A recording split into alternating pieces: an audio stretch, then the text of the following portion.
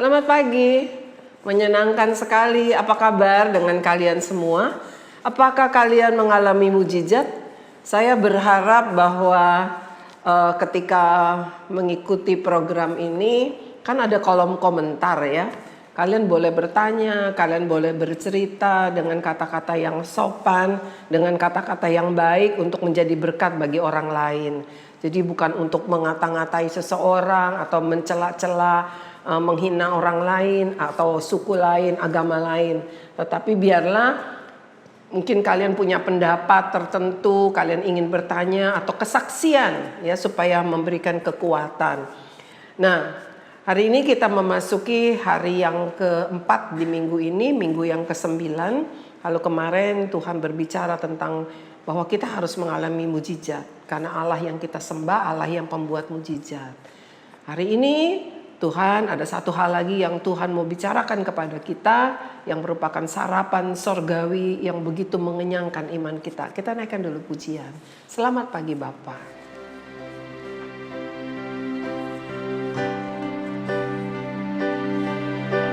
Selamat pagi Bapa, selamat pagi Yesus, selamat pagi Roh Kudus. Terima kasih Tuhan. Terima kasih Tuhan Yesus. Terima kasih Allah yang baik. Terima kasih Tuhan yang penuh cinta kepada kami. Tuhan yang begitu mengasihi kami, yang sudah memberikan nyawanya untuk kami. Sehingga kami tidak perlu menyerahkan nyawa kami untuk Tuhan kami. Tuhan terima kasih.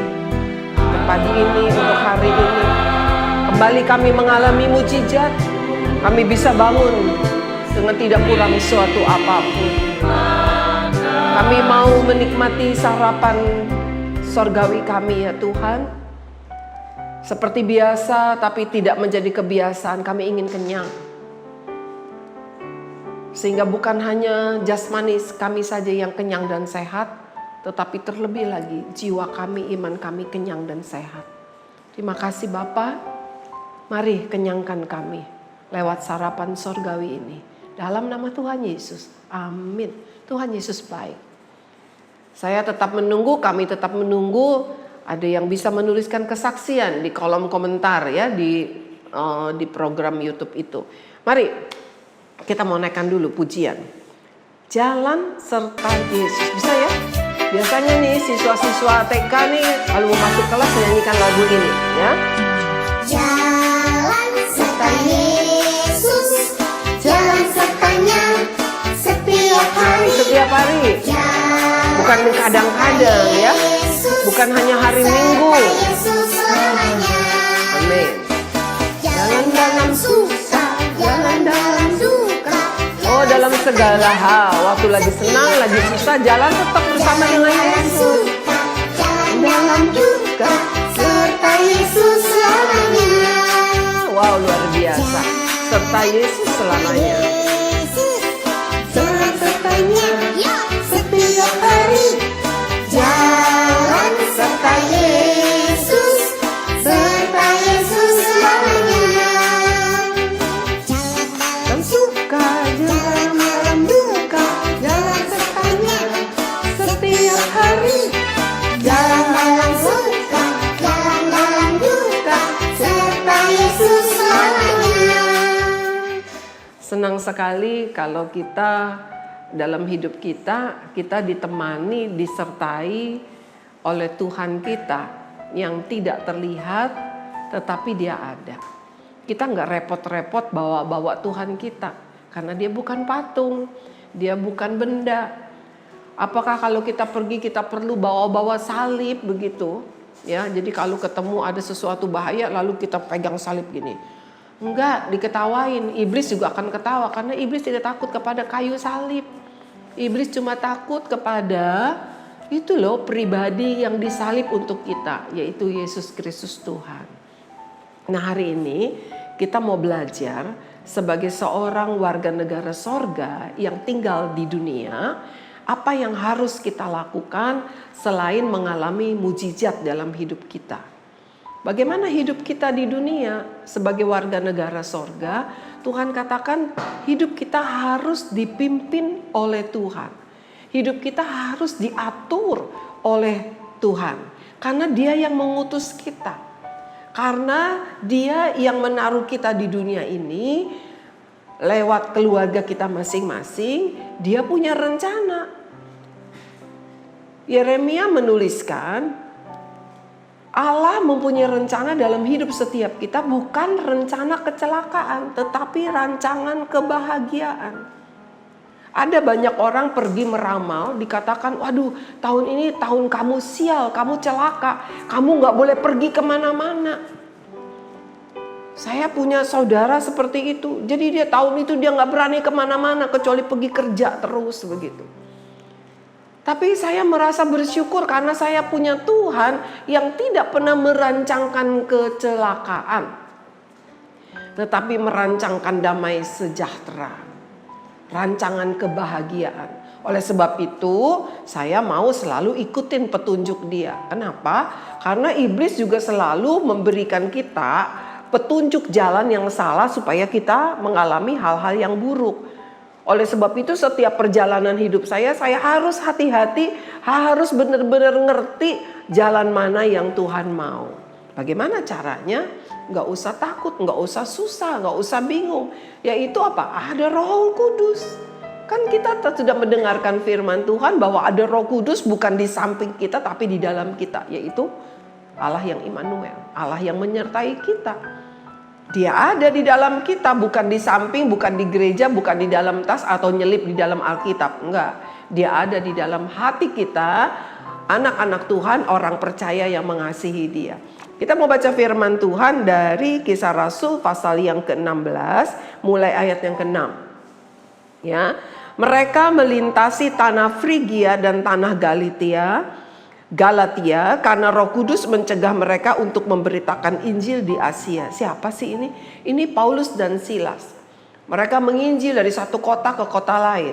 Lalu ketika mereka tiba dekat ke tanah Frigia, ke kota Galatia, Roh Kudus mereka sebenarnya nggak mau ke Frigia dan tanah Galatia, tapi Roh Kudus mengatakan mereka nggak boleh ke tempat lain, ke Asia, tapi mereka harus menginjil di tanah Frigia dan tanah Galatia. Roh Kudus mencegah mereka. Lihat, Roh Kudus menuntun perjalanan hidup kita. Lewat apa? Dia kasih kita hikmat, Dia kasih kita tahu, Dia bicara di hati kita. Saya ingat begini, dulu saya masih sering kali naik bis ya, masih tahun 80-an, tahun 90, dan di bis itu banyak sekali tukang todong, tukang copet, dan saya paling takut sekali. Lalu karena saya takut, saya selalu berdoa begini, Tuhan, kalau di dalam ada tukang copet, di dalam bisa tukang copet, Tuhan tolong kasih saya tahu supaya saya enggak tercopet, karena bukan masalah tercopetnya terutama, tapi saya takut sekali. Kalau saya lihat ada tukang copet lagi lagi mencopet di tas seseorang, saya yang gemeteran gitu. Satu hari, ya tapi bukan satu hari, sering kali, hampir selalu saya naik bis. Tiba-tiba waktu saya naik bis, hati saya duk gitu, ya. Ini jantungnya kayak mau copot, duk. Langsung saya bilang, Tuhan ada apa gitu. Lalu saya dengar loh suara di hati bilang, jangan ke belakang, hati-hati. Kan biasanya kita kalau naik bis disuruh, ayo ke belakang masuk gitu. Saya nggak mau masuk ke belakang. Jadi saya berdiri aja dekat supir ya. Saya didorong-dorong orang nggak apa-apa. Ternyata di belakang bener tukang copet ngumpul. Itu di belakang orang-orang dicopet dan nggak ada yang berani menolong. Nah itulah Tuhan kita. Dia menolong kita, Dia menyertai kita, Dia menjaga kita, Dia pelihara kita. Nah, anak-anak yang Tuhan sayang, saudara-saudariku yang ikut mendengarkan, menikmati sarapan sorgawi, hari ini di Alkitab ditulis, Paulus dan Silas, hamba-hamba Tuhan, itu pun Roh Kudus kasih petunjuk. Kemana mereka harus pergi melayani. Tuhan gak mau mereka pergi ke Asia. Tuhan mau mereka masuk ke daerah Frigia, daerah Galatia. Ayat yang ke-7. Dan setibanya mereka di Misia, mereka mencoba masuk ke daerah Bitinia. Jadi mereka sampai di satu tempat namanya Misia. Lalu mereka mau masuk ke Bitinia. Tetapi Roh Yesus tidak mengizinkan mereka. Roh Kudus kembali bekerja. Jangan katanya. Ya, kenapa? Ya kita nggak tahu. Pasti ada sesuatu yang Tuhan tidak mau kita lakukan. Ayat yang ke-8, setelah melintasi Misia mereka sampai di Troas. Jadi mereka nggak jadi masuk ke Misia, ke Bitinia, mereka lanjut lagi sampai di Troas. Lalu ayat yang ke-9, pada malam harinya tampaklah oleh Paulus suatu penglihatan, ada seorang Makedonia berdiri di situ dan berseru kepadanya, katanya, menyeberanglah kemari dan tolonglah kami. Setelah Paulus melihat penglihatan itu, segeralah kami mencari kesempatan untuk berangkat ke Makedonia. Karena dari penglihatan itu kami menarik kesimpulan bahwa Allah telah memanggil kami untuk memberitakan Injil kepada orang-orang di sana. Ternyata Tuhan mau mereka pergi ke Makedonia. Karena di sana banyak orang-orang yang membutuhkan Tuhan. Nah, anak-anakku, Tuhan mengajar setiap kita warga negara sorga yang ditaruh di dunia. Kita ini punya tugas. Dan Tuhan mau kita berada di tempat yang seperti Dia kehendaki. Lalu anak-anak bagaimana? Sekolah misalnya. Harus tanya Tuhan, di mana saya harus melanjutkan sekolah saya? Baik SD, baik SMP, SMA atau kuliah. Kita nggak boleh ngikutin maunya kita sendiri. Saya lakukan itu loh. Saya lakukan itu. Waktu saya mau kuliah, saya nggak punya uang. Tapi saya ingin kuliah. Saya bilang, Tuhan, saya ingin kuliah, saya nggak punya uang. Kalau Tuhan inginkan boleh saya kuliah di tempat itu, di universitas itu, besok sudah hari terakhir beli formulir pendaftaran dan saya tidak punya uang. Kalau Tuhan kehendaki, saya percaya Tuhan akan berikan saya uang untuk membeli formulir. Lalu apa yang terjadi? Besok pagi-pagi, tahu-taunya papa saya bangunin saya, dibilang, ayo bangun. Kamu kan mau beli formulir pendaftaran, mau kuliah. Saya bilang enggak. Kenapa? Saya enggak punya uang. Karena saya enggak berani minta sama orang tua saya. Karena papa saya juga enggak kerja, mama saya juga enggak kerja. Saya dari SMA sudah kerja untuk bayar uang sekolah sendiri, untuk jajan apapun. Saya tidak mau membuat orang tua saya juga susah. Lalu papa saya bilang, papa dapat berkat. Kamu beli murah formulirnya waktu itu hanya 7.500, tapi itu mahal buat saya. Saya nggak punya uang. Dan pagi itu papa saya bangunkan saya, suruh saya beli formulir. Dan apa yang terjadi? Kalian tahu apa sih doa saya? Saya bilang begini, kalau saya punya uang untuk beli formulir, saya sudah harus diterima karena Tuhan mau saya di situ.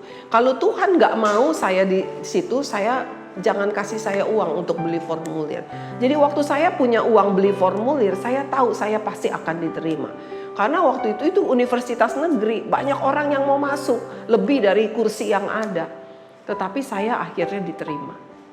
Ya, malah saya urutan pertama nama saya yang diterima, nomor 1, Grace Ingrid. Gitu. Wow, kenapa? Karena saya minta petunjuk dari Tuhan. Saya nggak mau, karena saya nggak punya uang, saya gagal. Andai kata saya punya uang, saya juga nggak mau sembarangan.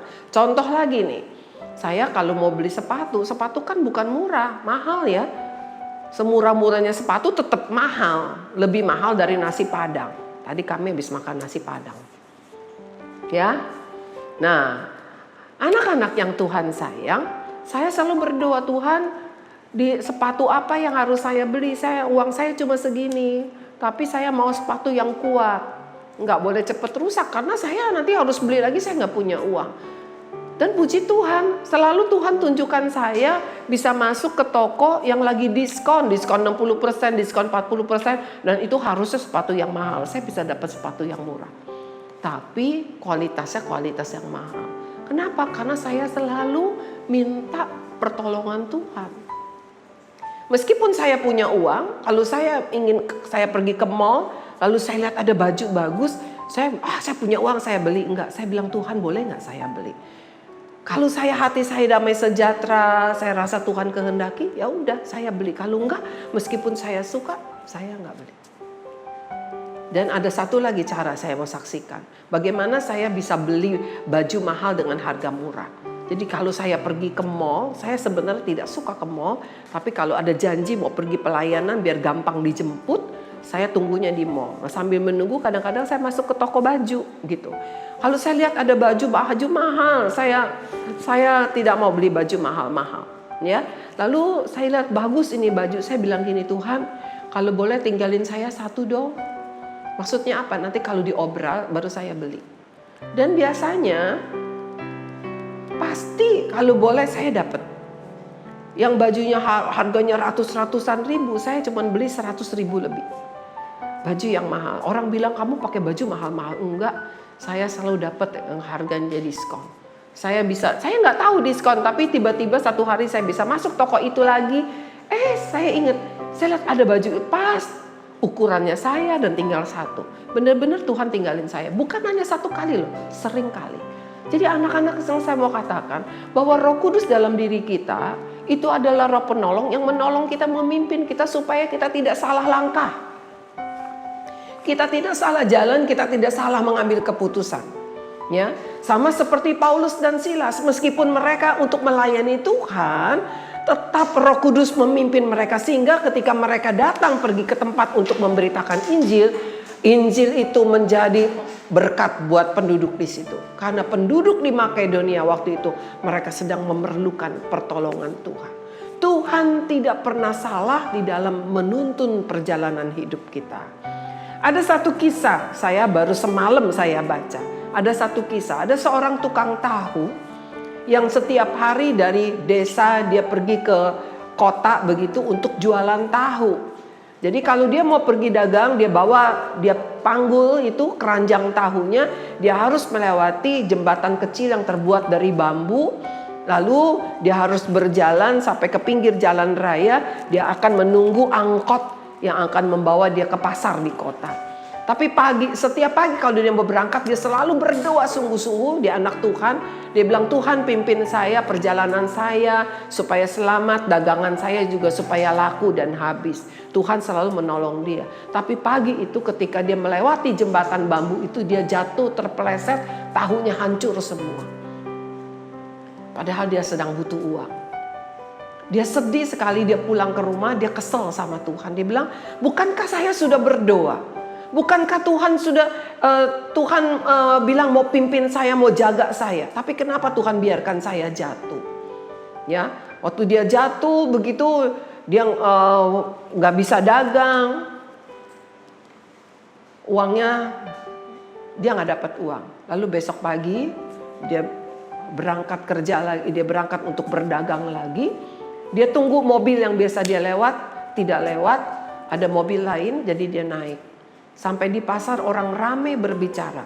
Apa yang dibicarakan? Mereka sedang cerita bahwa kemarin angkot yang biasanya bawa banyak penumpang ke pasar itu kecelakaan dan tidak ada satupun yang hidup. Semuanya meninggal di dalam kecelakaan itu. Tukang tahu itu langsung dia bilang, Tuhan ampuni saya. Saya sudah jengkel sama Tuhan. Saya enggak percaya bahwa Tuhan memimpin jalan hidup saya. Kalau kemarin dia tidak terpleset, tahu dia tidak tumpah, dia akan berangkat dengan angkot itu dan dia juga akan mengalami kecelakaan. Anak-anak yang Tuhan sayang, sekali lagi saya mau katakan, iblis tidak pernah merencanakan yang baik buat kita.